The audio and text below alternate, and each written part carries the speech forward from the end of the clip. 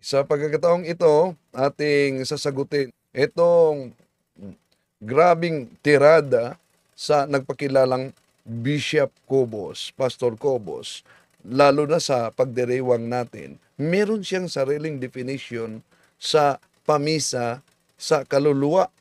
Ano daw ang ibig sabihin ng pamisa? Pakinggan ninyo siya.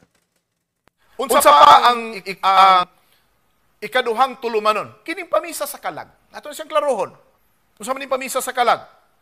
Kaning pare, di ba? Kining misa, mensahe sa pare. Sabta niya na. Saan kaya niya kinuha iyan? Na ang pamisa, meron siyang sariling definition na ang pamisa, hinati pa niya. Pare, misa, mensahe sa pare. At napakamahal daw umano ang bayad. Unsa pa ang ikaduhang tulumanon? Kining pamisa sa kalag. Ato siyang klarohon. Unsa man ning pamisa sa kalag? Kaning pare, di ba? Kining misa, mensahe sa pare. Sabta niya na, ano daw siya pamisa sa kalag. At pangutan na, pila may bayad sa pamisa? Sa among panahon, kaniadto ang special 1,200.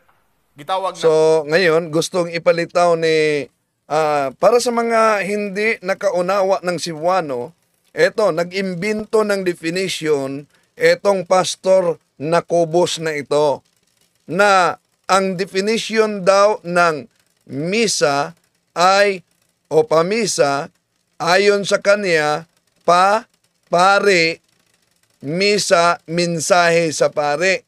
Kaya saan kaya niya yan kinuha? No? Ang misa sa simbahang Katoliko, mga kapatid, the Holy Mass is the highest form of Catholic prayer. Sapagkat ito ang panalangin sa buong simbahan para sa Diyos. At tinatawag ito sa Catechism of the Catholic Church na Liturgy of the Hour. Sa Catechism of the Catholic Church, numero 1175, ito ang mababasa natin. The liturgy of the hour is intended to become the prayer of the whole people of God. So, malinaw na ito na panalangin ay para sa buong sangkatauhan ng Diyos. At ayon pa sa Catechism of the Catholic Church 1174, ito ang mababasa natin. The mystery of Christ in His incarnation and Passover, which we celebrate in the Eucharist, especially at the Sunday Assembly, permits and transfigure the time of its day. Through the celebration of the liturgy of an hour, the divine office. This celebration, faithful of the apostolic exhortation to pray constantly, is to devise that the whole course of the day and might made the holy by the praise of God. In this public prayer of the church, the faithful, clergy, religious, lay people exercise the royal priesthood of the baptized, celebrated in the form approved by the church. The liturgy of the hour is truly the voice of the bride himself, addressed to her bridegroom. It is the very prayer which Christ himself, together with the body, addresses to the Father. So, malinaw po ang definisyon, ang sabi ng ating Catechism of the Catholic Church, mga kapatid. Kaya, di po natin mababasa yung sariling definition ni Pastor Cobos na ang pamisa, ang ibig sabihin, pamisa, pare, misa, mensahe sa pare daw. At sa kanilang panahon daw, ibig sabihin, Katoliko siya noon. Pero, sa kaniyang pagbibigay ng definition na imbento, para bang gusto niyang ipalitaw sa mga na hikayat niya sa kanyang miyembro na alam niya talaga ang aral ng simbahang Katoliko. Sa kanyang panahon daw, anong sabi niya sa kanyang panahon? Eto. Misa Requiem, alas 7 sa buntag. Sayo. So, ang pamisa daw sa maagang araw, tawag daw para pamisa sa patay, Misa Requiem. Natural. Para sa patayan. Alang naman, para sa kasalian. Okay, tuloy natin siya. Gitawag ng special mass.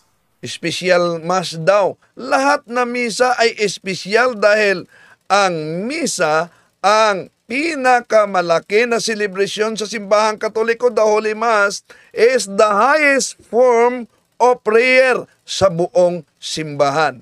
At ituloy natin si Cobos. Okay? Muna siya. Pag dili special, bayad lang kag 200, 300, ang imong sobre, ibutang lang na sa common. Yan. Sa mga hindi nakaunawa, pag hindi espesyal daw na misa, magbabayad ka ng 200, 300. O kayo, mga kapatid na nagsubaybay ngayon, tama ba si Kobo sa kanyang pahayag?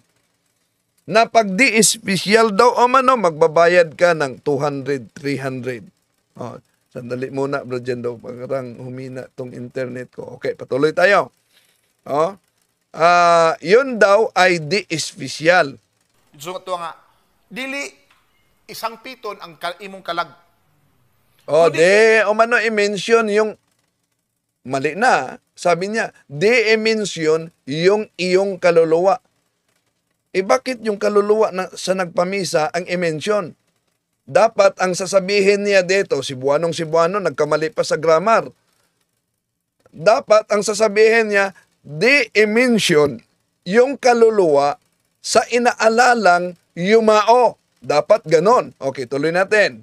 Dili ang mamantala nga pangalan nga isulti lang dito sa pagbasa, kadto lang special.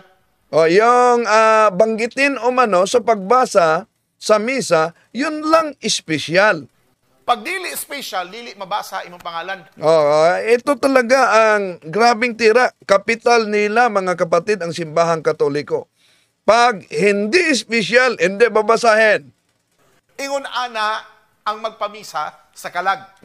Ganon daw pag magpamisa sa kaluluwa. Na.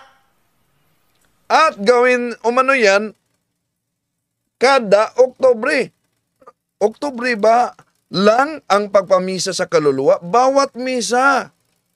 Kahit na yung kaluluwa sa mga anti-Catholic na hindi na inaalala ng kanilang mga miyembro sa pamilya, patuloy yang inaalala at idinalangin ng simbahang Katoliko. Sa lahat ng misa, nang sasabihin ng pare na ipagdasal yung mga kaluluwa ng yumao, lalo na yung wala nang nag-alala sa kanila. Tuloy natin. So kada ng member, iyawat na lang daw, mamisahan ang imong kalag aron maluwas. So sa kada November pa, pamisahan ang iyong kaluluwa para maligtas. Mali na naman sa grammar. Sino ba yung tinutukoy ng iyong kaluluwa? Kayong nakikinig pa sa kanya? Hindi. Dapat pamisahan yung kaluluwa sa yumao. Para maligtas. Ang problema lang, tira ng tira siya, binanggit niya dito na yun nasa impyerno, pagpapamisahan ng simbahang Katoliko para maligtas. Naku, research naman, Pastor Cobos, pag may time. Sa opisyal na aral ng simbahang Katoliko, mamaya, maabutan natin yan, walang kaligtasan na ang nasa impyerno. Akala ko ba, Katoliko kagaling noon? So, eto, tuloy natin. Misahan aron kung tuwa sa purgatorio, mabalhin sa langit. Yan. Tama yan. Na pagmisahan natin para yung nasa purgatorio ay siya maiahon patungo sa langit. Napaka-biblical yung purgatorio sa kung babasahin natin ang Biblia. At baka di nila yan alam. Mamaya tatalakayin natin yan, mga kapatid. Pero bago dyan, isa sa mga tirada nila na kinikitaan ng simbahang katoliko, pinagkikitaan ng simbahang katoliko, yung kaluluwa umano sa mga yumao. Oh. Meron nga bang bayad, mga kapatid? Yung mga kaluluwa sa pagpamisa natin, hindi po yun bayad, kundi yun po ay handog at magiging stipend. Maliit lang ang halaga niya na pera para sa pagtulong sa simbahan, sa effort na ginawa ng pare, at para saan yan? Natural, may obligasyon tayo, mga kapatid, yung mga donasyon natin, saan yan patungo? Para yan sa mga, course, kuryente ng simbahan, tubig, sahod sa mga empleyado, of course, pagkain sa pare, gasolina, sa sasakyan para sa, at iba pang mga ministry. Yun po ay donasyon. At alam nyo ba, napaka-biblical yan. At malaki nga ang binanggit sa Biblia sa ikalawang Makabyo, 2 Maccabees chapter 12 verses 43 up to 45. He then took up a collection among all his soldiers, amounting 2,000 silver drachmas, which he sent to Jerusalem to provide for an expiatory sacrifice. In doing this, he acted in a very excellent and noble way, and as much as he had the resurrection in mind. For if he were not expecting the fallen to rise again, it would have been superfluous and foolish to pray for the dead. So, malinaw, napaka-biblical, mga kapatid, ang ginawa sa simbahang katoliko. At maliit lang yan na kantidad. Ikumpara natin, eto sila si Kubos, tira ng tira sa pamisa. Maliit lang ang donasyon na ibinigay ng mga kaanib ng simbahang katoliko sa simbahan. Kumpara natin sa abuluyan o lagak, lalo na sa sekta nila ni Kubos. Dahil kahit sila ay naglalagak ng 10%, meron pa siyang first fruit, di ba? Ano ba yung first fruit? O ng sahod mo, bigay mo kay pastor. Yon. At kung ang tatalakayin lang natin, mga kapatid, yung ipatupad ng mga nagsusulpotang sikta na 10%, 10%. Halimbawa lang, ang isang kaanib ay may sahod na 100,000 ang sahod niya kada buwan. Sa 10%, 10%, obligado na sila na ibigay ang 10,000 kung ang kanyang sahod ay 100,000 bawat buwan, di ba? So, ang 10% niyan ay 10,000 kada buwan. At yun ang doktrina nila, 10%, sa isang taon. Sa isang taon may 12 buwan. Kaya, sa 10%, 10,000, i-times natin ng 12 months, abay, lalabas na 120,000 ang isang taon. So, 120 pesos per year ang ibibigay mo sa pastor. At kung kaanib ka niyan sa loob ng 10 taon, magkaano ngayon ang 120,000? I-times mo yan sa 10, di aabot ng 1,200,000 na. Ang laki, di po ba? Kaya tira ng tira sila sa simbahang katoliko. Di nila nakita, mga kapatid, na grabe ang kanilang pamimimira sa miyembro. Tuloy natin siya. Kada November, kada tuig na siya. Amen. Tanaw na to, kung ang mensahe, tanawa, kay ang gibutang mga diha, unsa ang pamisa sa kalag? Pare, misa, mensahe. Or mensahe. Yun umano sa mga hindi nakaunawa sa mahayag niya, may sarili siyang definisyon sa pamisa. Ano ang pamisa sa kaluluwa? Pare.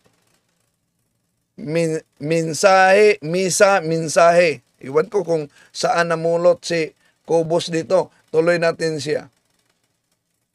Ang bata gitawag All Saints Day. Ito. Pagbata daw umano mga kapatid, All Saints Day. Nako, research naman pag may time ko, boss. Imagine ka nga klase. Now, usara man ka word atong ilabay ani o atong ibutang. Hebrews 9:27. So Hebrews 9:27. Ano nakasulat sa Hebrews 9:27? Ang tao nakatakda kausa human-hukman siya sa Dios. Kaisa ra gyud. So iyon ay tinatawag na particular judgment. Tapos ng kamatayan, haharap sa hukom. Yes, isang bisis yung tinatawag na particular judgment. Pero ang tanong, ilang bisis ba haharap ng hukom ang ayon sa Biblia? 2 bisis. Una, pagkatapos mamatay, haharap sa hukom, yun ay particular judgment. Sa pagbalik ng ating Panginoon Jesucristo, yung ikalawang pagbalik niya na muling mabuhay ang mga patay, haharap na yan sa final judgment. Okay, tuloy natin. Pero tungod kay inchik po, wa po'y kalibutan. Inchik na ang binanggit niya. Pungsoy po ni sila. Pungsoy daw. Kay pungsoy po ni sila. Mao na, naguban sila. So, ang pare daw umano, pungsoy din. Kailan po ba pinopromote ng simbahan ang pungsoy? Grabe talaga ito si Cobos mag-imbento ng sariling istorya, mga kapatid. Di ba? Kaya nga, noon pa man, inanyayahan ko si Cobos. Kahit pa sasabihin niya, magtalakayan kami dyan sa Davao, haharapin talaga kita. Okay, tuloy natin. Og ang inchik, dili ang Pinoy. Okay, so nasabtan ni siya, aniya pa, dugang mga kamatuuran.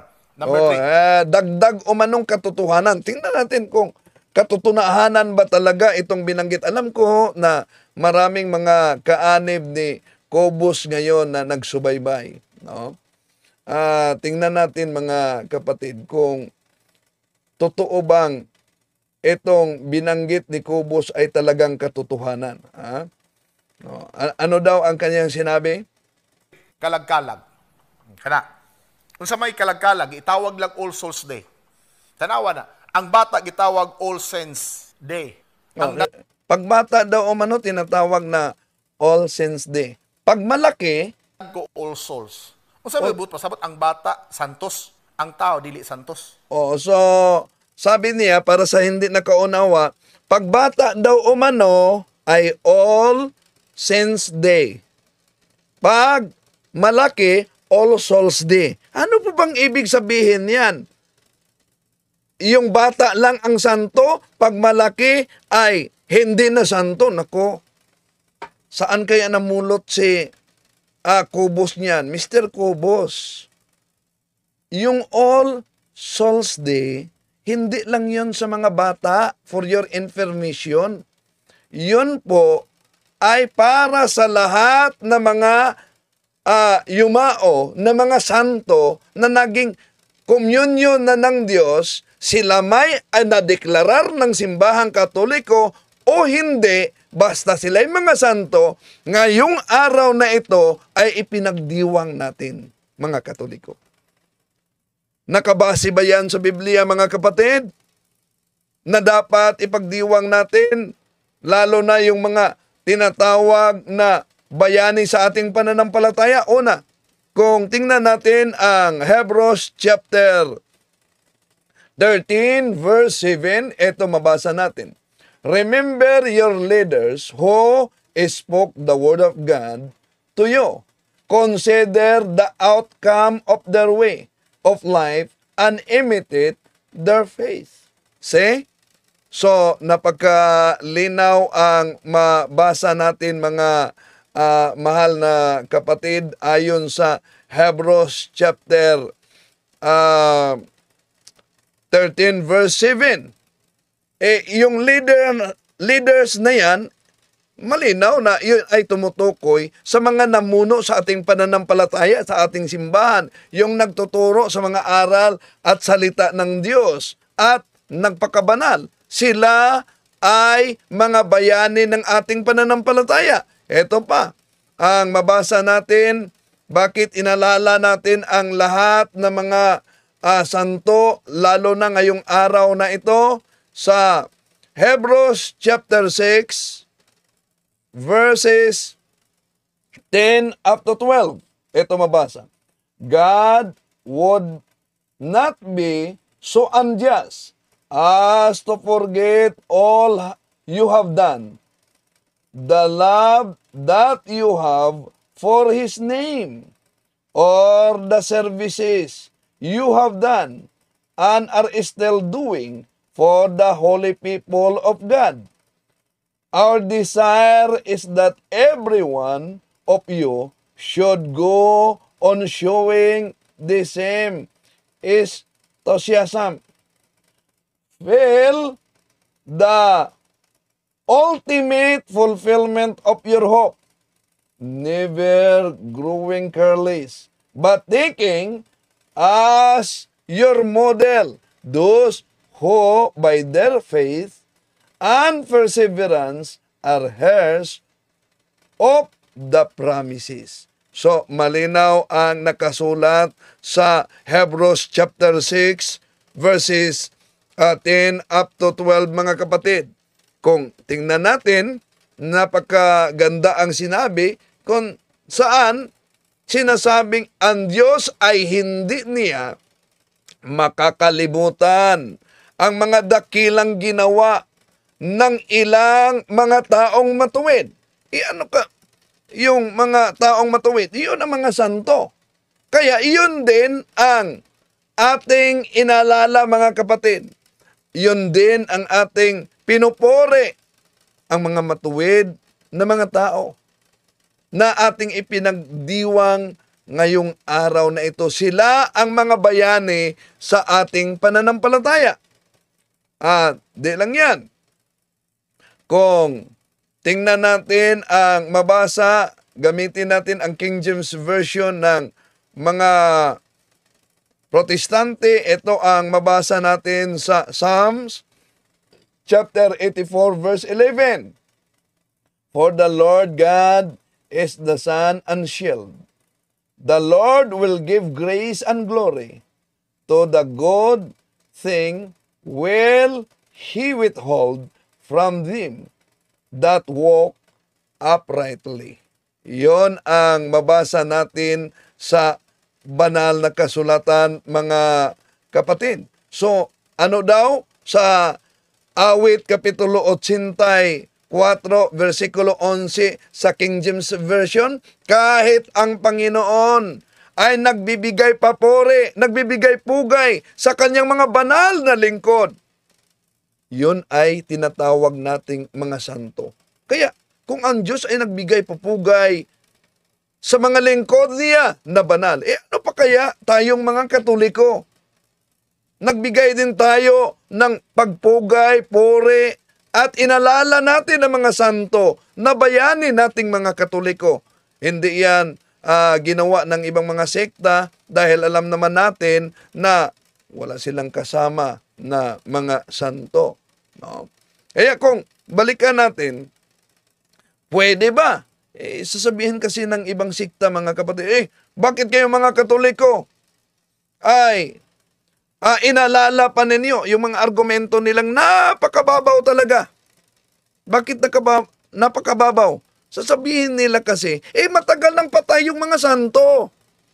Bakit hanggang ngayon pinupuri ninyo? Pinagpupugay ninyo? Bakit? Yon ang argumento nila mga kapatid na napakababaw. Dahil ang pagpuri at pagpugay sa isang tao ayon sa Biblia ay hindi yan matatapos pag namatay na, kundi tuloy-tuloy pa rin yon kahit sila'y patay na. Di ba nila yan alam?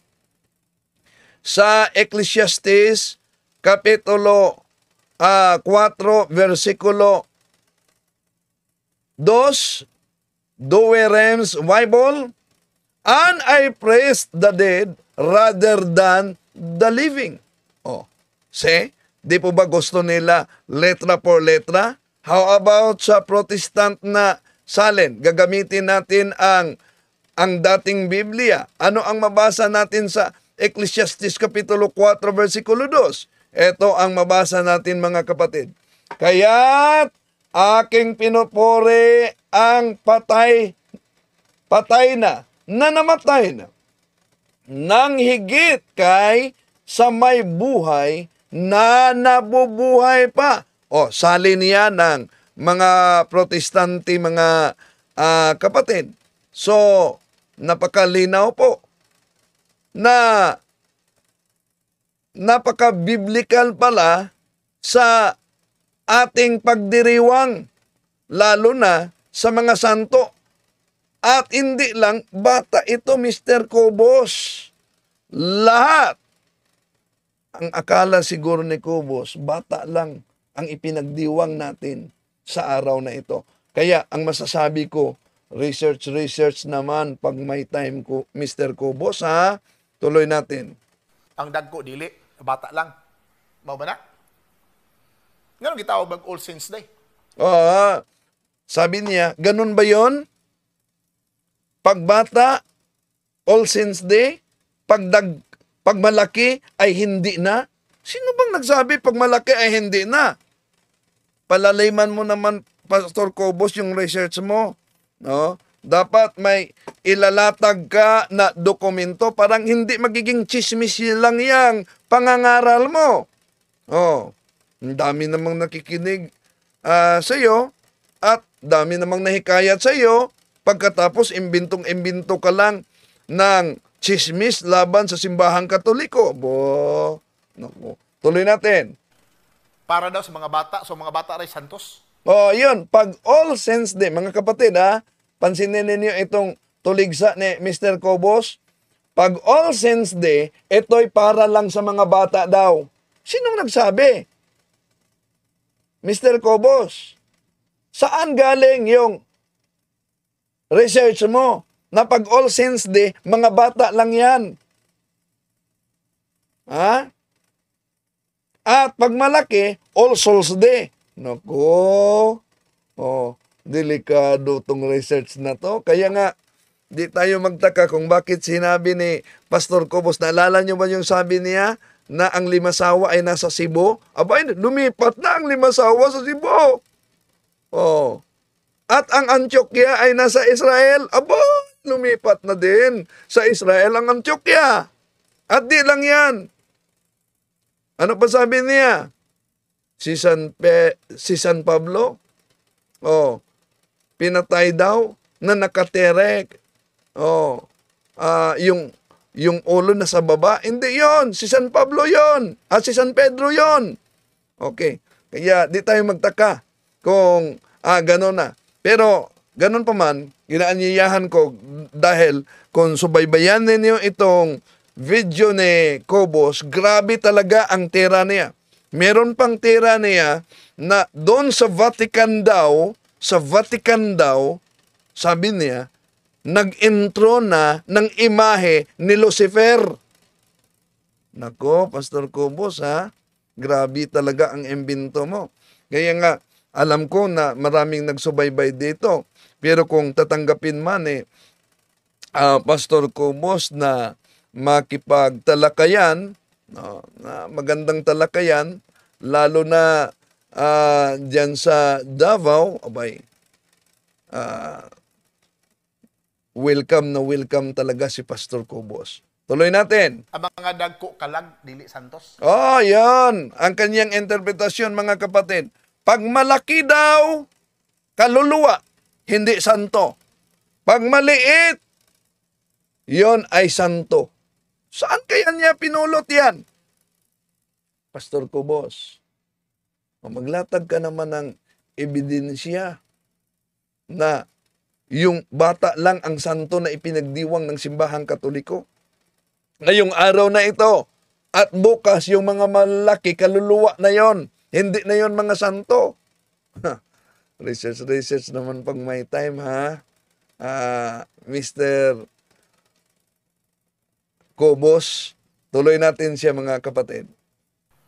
Daddy, yung sabto ninyo na, Kung meron pa siyang sabto ninyo na, ibig sabihin, unawain ninyo yan, ibig sabihin, parang naunawaan nga niya ang ipinagdiwang ng simbahang Katoliko na kanyang tinitira. Okay, tuloy natin. Now, atong tanaw ng kalag-kalag, kining question, na may gitawag guiding question. May guiding question pa siya mga kapatid. Ito ang nakakatawang guiding question ni Cobos. Asa may tinuod? Balay-balay? Alin ang totoo? Sa Cebuano kasi, pag tinatawag na balay-balay, bahay-bahay, hindi totoong bahay. No? Bahay-bahay. O balay? Sige, tubag ka mo. Sabi niya, alin ang totoo? Bahay-bahay o bahay? Viewers, tubag. Sige, sagot kayo, mga nanonood. Sabi niya. Basi magsugod na taan, ka na mag-expose na lang batapos. Baka magsimula na lang tayo na mag-expose o mano. Ani na lang, mano. Na ganito na lang. Pag na lang, no? Live na ba? Live na question and answer. Kamo daw naminaw diha. Tubag daw. Asa may tinuod? Kayong mga nakikinig daw, sagot kayo. Balay-balay o balay? Alin ang totoo? Bahay-bahay o bahay? Balay. Sumagot din yung mga nanood sa kanya, bahay. Tarak o truck? Yung tarak-tarak o truck. Laruan kasi yan. Nasasakyan mga kapatid yung tarak-tarak sa Cebuano. Kanang payag-payag o payag? Walang pagkakaiba yan sa bahay-bahay, yung payag-payag. Tao-tao o tao? Yung tao-tao o tao? Diyos-Diyos o Diyos? Diyos-Diyos o Diyos? Klaro man, ana. Napakalinaw o mano. Lalo na yung kalag-kalag. Kalag-kalag o kalag? So dili kalag-kalag. Mali. Mali o mano. Hindi kalag-kalag. Mali o mano. Sino ang mali? Ang kaniyang sinabing mali, si Magellan. Si Magellan ba nagturo nito? Basi magsugod na taan, ka na mag-expose na lang batapos. Ingon ani na lang, mano, tubag-tubag na lang, no? Live na ba? Si tubag daw mo diha, kamo daw naminaw diha. Tubag daw. Asa may tinod? Balay-balay o balay? Balay. Tarak-tarak o truck? Kanang payag-payag o payag? Tao-tao o tao? Diyos-Diyos o Diyos? Klaro man, ana. Kanang kalag-kalag o kalag? So dili kalag-kalag. Mali si Magellan. Si Magellan daw umano ang nagturo sa kalag-kalag. Mr. Cobos, yung kalag-kalag, Cebuano term yan, sa English, All Souls Day. Pero ang punto niya, tulad sa bahay-bahay, hindi totoong bahay, tao-tao, hindi totoong tao, kalag-kalag, hindi totoong kalag. Ang ibig sabihin ng kalag-kalag, kaluluwa. No? Kalag-kalag sa Cebuano, ibig sabihin All Souls Day. Kalag-kalag, All Souls Day. Dahil paulit-ulit, kalag-kalag, konklusyon niya, hindi totoo. At pinagbintangan pa niya, mali si Magellan. Si Magellan bang nagturo niyan? Saan kaya niya napulot? Una, Mr. Cobos, pareho tayong Cebuano. Ibig po ba sabihin, pagkalag-kalag, dahil paulit-ulit, hindi na totoo? Aba, nakalimutan mo yan ra. Ang puso, ano ang Cebuano sa puso? Kasing-kasing. Di ba ba? Kasing-kasing. Dahil paulit-ulit yung kasing-kasing, tulad sa kalag-kalag, hindi totoo ng yung puso mo. Meron tayong tuway-tuway. Meron tayong ubol-ubol. Aba, napaka-joker naman nito ni Pastor Cobos. Mataas ito mga kapatid, pero ito lang muna na bahagi yung pagdiriwang natin sa All sense day na para bang nag-research talaga. Atin lang itinuwid, mga kapatid. Dahil alam nyo naman, ang kasinungalingan, pag ito'y palaging inulit-ulit, magmukha talagang parang katotohanan, lalo na sa ating mga kapatid na kulang ang kaalaman. Hindi natin layunin na saktan ang damdamin ng ating mga kapatid, pero ating ituwid lang dahil grabe talaga ang tuligsan nito. To make His message known is our responsibility. So here we are to pledge our lives to the